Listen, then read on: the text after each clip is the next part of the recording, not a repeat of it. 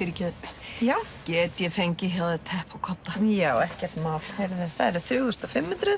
3.500? Já.